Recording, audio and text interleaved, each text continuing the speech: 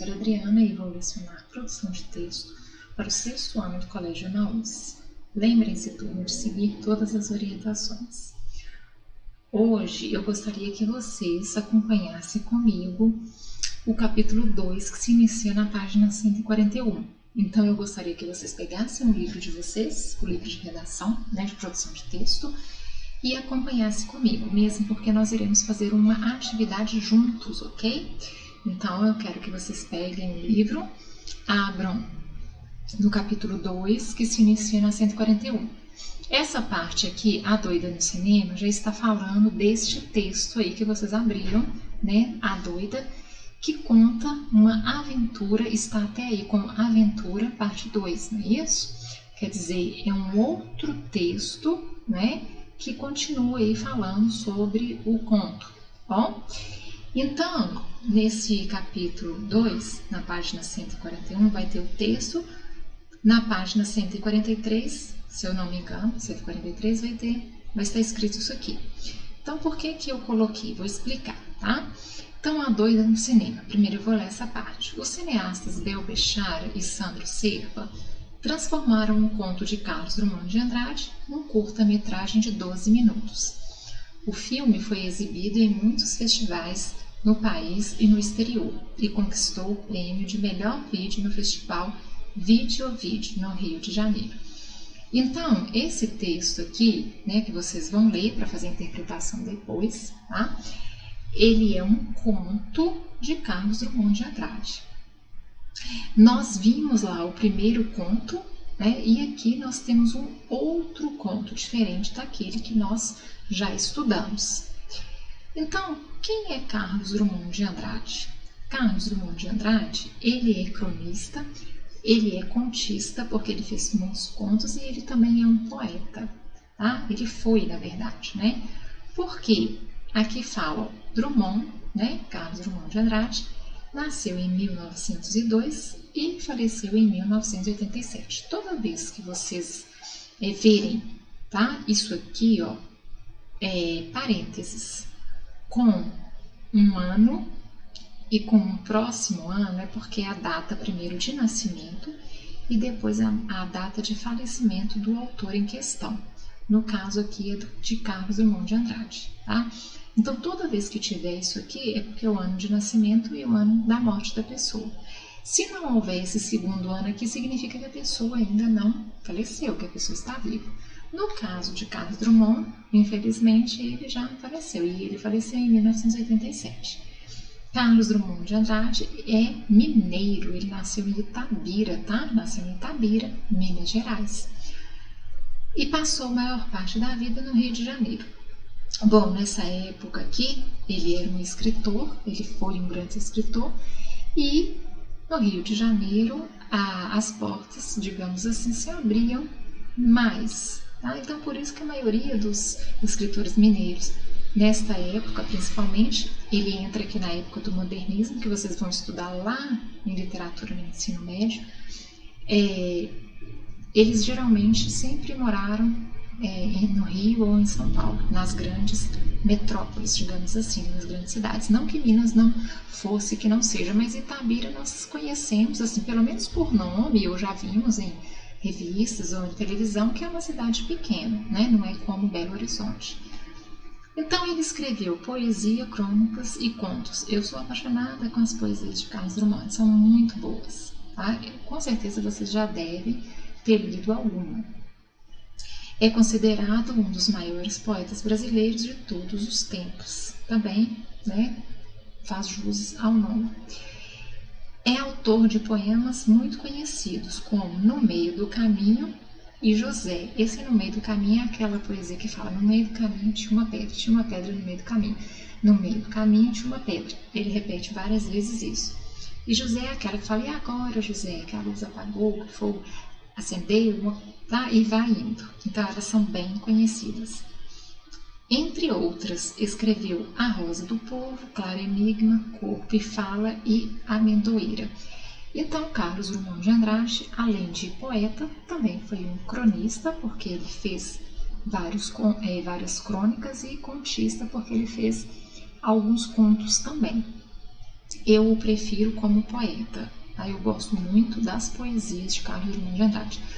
Por que eu coloquei isso aqui? Porque eu acho importante vocês estudarem também sobre os autores, principalmente os autores conhecidos. Porque quando vocês estiverem no ensino médio, vocês vão estudar muitos autores e cair muito na prova do Enem, tá? Principalmente esses autores muito conhecidos, muito famosos mesmo, que já tenham falecido, como o caso do Carlos Drummond de Andrade. Mas são vários, porque vocês vão estudar os estilos de época. Então, cada estilo de época, nós contamos aí com autores famosos, como no caso do modernismo, pré-modernismo e modernismo, que foi o caso de Carlos Drummond de Andrade. Bom, então depois que eu falei um pouco de Carlos Drummond de Andrade, o que eu queria falar?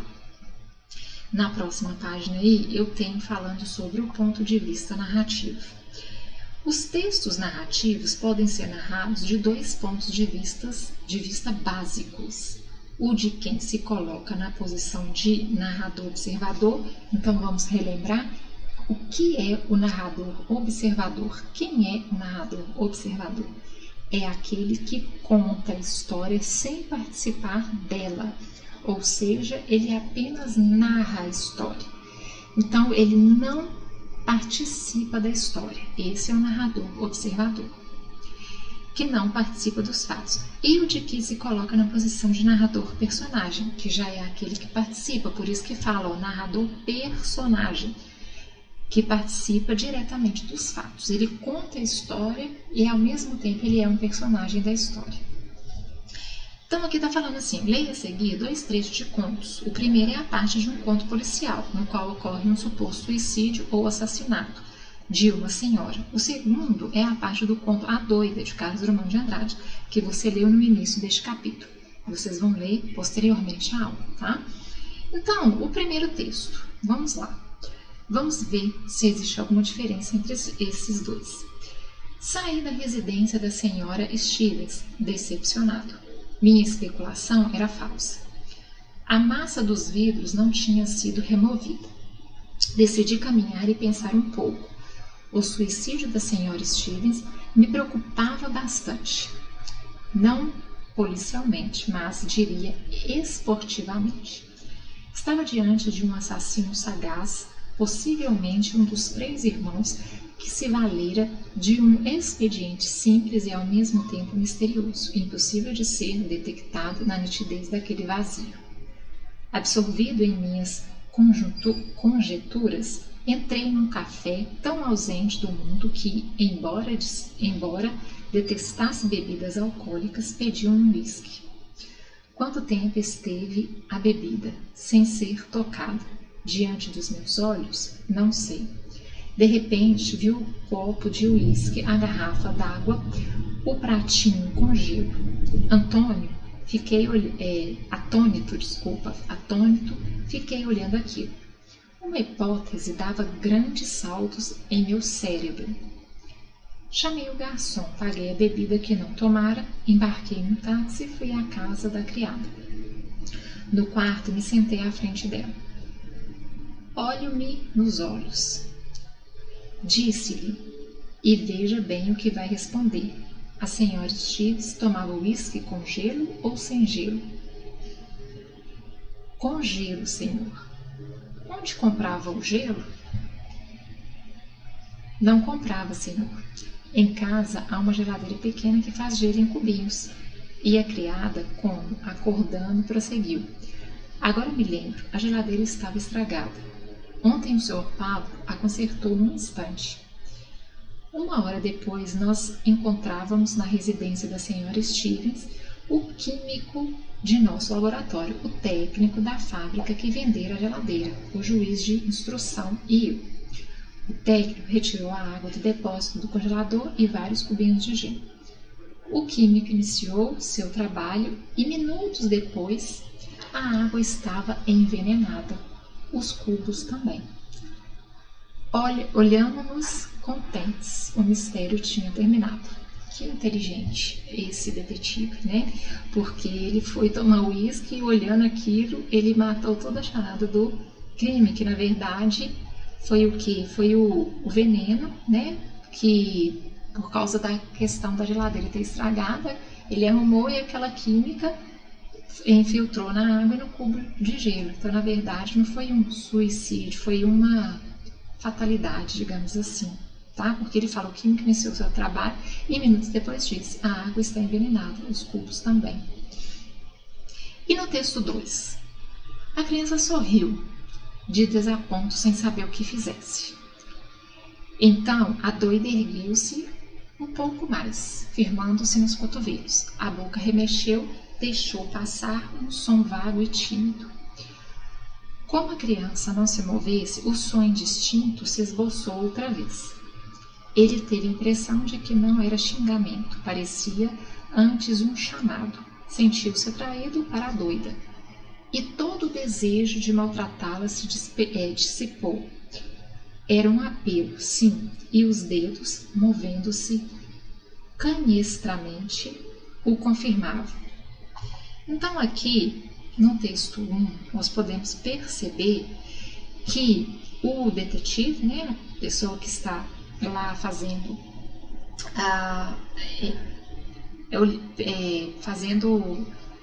na verdade, não é fazendo, ele está procurando, né, o motivo do qual a senhora Stevens tenha sido supostamente, né, tenha tirado a sua vida. Então ele participa da história. Ele fala aqui, ó, saí da residência. Então quem saiu? Ele. Mas aqui, ó, quando eu vou conjugar, eu falo eu saí. Então primeira pessoa, né, do singular, eu saí. Então ele está participando da história. No segundo texto, não, ele fala a criança sorriu, ela sorriu, terceira pessoa, tá? Então vamos às atividades. Eu gostaria que vocês respondessem comigo. Observe que o narrador tem uma participação diferente em cada um dos dois textos. Em qual deles o narrador da história é também um personagem e participa diretamente dos fatos? Então eu já havia comentado com vocês que é no texto 1, porque ele fala sair. Então aqui, ó, quando eu conjugo eu falo eu saí, entendeu? Então primeira pessoa, então ele está participando da história. Na letra B, não participa da história e narra os fatos apenas como observador. Então é o texto 2, quando ele diz a criança sorriu. Então fica entendido que narrador, observador só conta a história, assim como no texto 2. E narrador, personagem, participa da história, assim como no texto 1. Mesmo não tendo eu, o verbo é conjugado na primeira pessoa do singular. Ok? No caso do narrador, personagem. E observador, geralmente na terceira pessoa. Ok? E não na primeira. Observe agora o emprego de verbos e pronomes nos dois textos. Em qual dos textos predomina o emprego de verbos e pronomes em primeira pessoa? Justifique sua resposta com alguns exemplos do texto. Então, eu já falei, né? Eu falei primeira pessoa no texto 1. Ó, conforme o emprego de formas verbais e pronomes, ó. Como saí, eu saí, minha, decidi, eu decidi, minhas e entrei, eu entrei. Então, no texto 1. Tá? E esses são os exemplos. Como sair, minha, pronome minha, tá vendo? Verbo primeira pessoa, pronome minhas, pronome, entrei, verbo primeira pessoa, eu entrei, tá? Eu saí, tá? Eu decidi, ok? Então anotem aí. Se não der, vocês dão uma pausa, tá bom? Em qual predomina o emprego de verbos e pronomes em terceira pessoa? Justifique sua resposta com alguns exemplos do texto. Então, óbvio que é o texto 2, que é o narrador observador. Conforme o emprego de formas verbais e pronomes, como sorriu, ele sorriu, fizesse, ele fizesse, ergueu-se, não se movesse, ele, né, o próprio pronome, sentiu-se e maltratá-la. Então, aí estão os exemplos. A escolha do ponto de vista de uma narração não é gratuita. Dependendo da escolha, o sentido do texto pode ser completamente diferente. Em qual dos dois textos o narrador narra os fatos de forma mais objetiva, sem revelar ao leitor suas próprias emoções, como a dúvida, o medo e o anseio, justifique sua resposta. Então, será no texto 2. O narrador se limita a explorar as emoções do menino e não as do próprio narrador, ok? Então, texto 2, não esqueçam de colocar aí, texto 2, o narrador se limita a explorar as emoções do menino e não as do próprio narrador. Questão B. Em qual dos textos o narrador revela seus próprios pensamentos e emoções, mostrando ter uma visão subjetiva e parcial dos fatos? Então, no texto 1.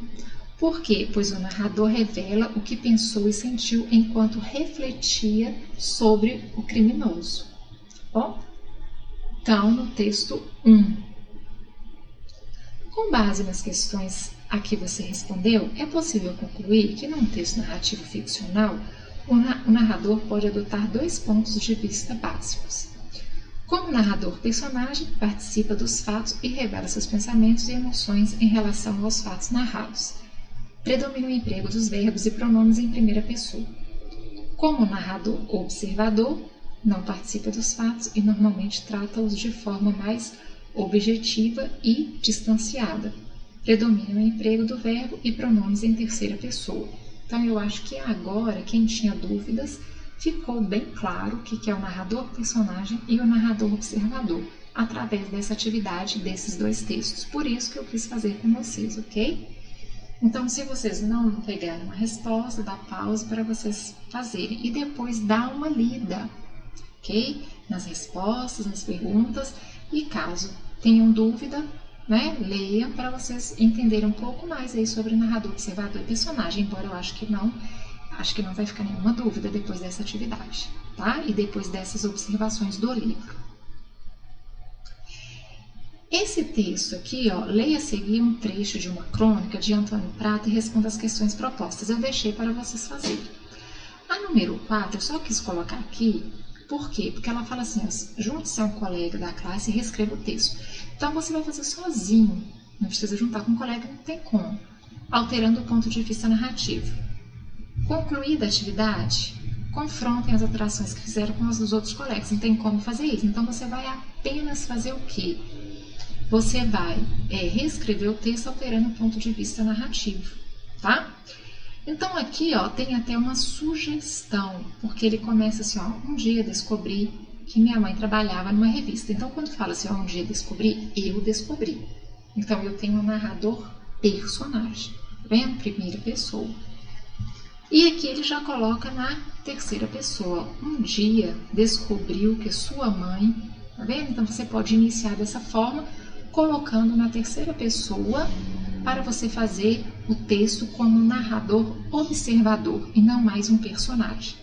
Então, todos os verbos que estiverem na primeira pessoa, você vai colocá-lo na terceira pessoa. Então, como que vai iniciar? Um dia descobriu que sua mãe, tá vendo? Aí, revistas para ele, que ele folheava. Olha a dica aí do livro. Sua mãe lhe explicou. Animado, imaginou. Pediu que lhe trouxesse. Não dava, ela lhe explicou. Imaginou-a, vislumbrou seu quarto, de ter minha mãe como empregada. Então, você vai substituir por essas palavras quando você tiver o seu verbo aí na primeira pessoa. Você vai fazer essas substituições aí, tá? Por que eu quis colocar aqui? Para explicar o que vocês iriam fazer, porque talvez poderia ter dúvidas, principalmente porque fala, junte ao colega, troque o texto. Então, não precisa fazer nada disso, você vai apenas reescrever usando aí a terceira pessoa em vez da primeira, tá? E o início, igual eu falei, um dia descobri. Então, o que você vai colocar? Aqui, ó, um dia descobriu, tá? Em vez de um dia descobri que minha mãe, um dia descobriu que sua mãe trabalhava numa revista.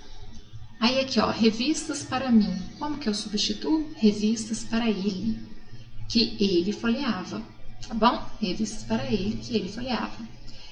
Em vez de eu folheava, que ele folheava. Então, toda vez que tiver o eu, verbos na primeira pessoa, você vai colocar na terceira pessoa. Aqui, se eu não me engano, tem todos os exemplos das trocas que você tem que fazer. Então, você vai só reescrever dessa forma aqui, ok? Bom, as atividades. Páginas 141, 142 e 143 é só leitura do texto A Doida, de Carlos Drummond de Andrade. É só leitura. As páginas 144 em diante, sim, são interpretações de texto do primeiro texto, e depois eu tenho a interpretação de 152 e 153 deste texto aqui, tá bom? A número 4 eu já coloquei e expliquei como é para fazer. Então, vocês vão fazer todas essas atividades que são apenas interpretações de textos, tá bom? O primeiro texto e o segundo, sendo que o primeiro texto, as páginas vão da 141 a 143 apenas leitura, tá bom? Bom, turma, eu termino a aula por aqui e lembrem-se, juntos no caminho certo.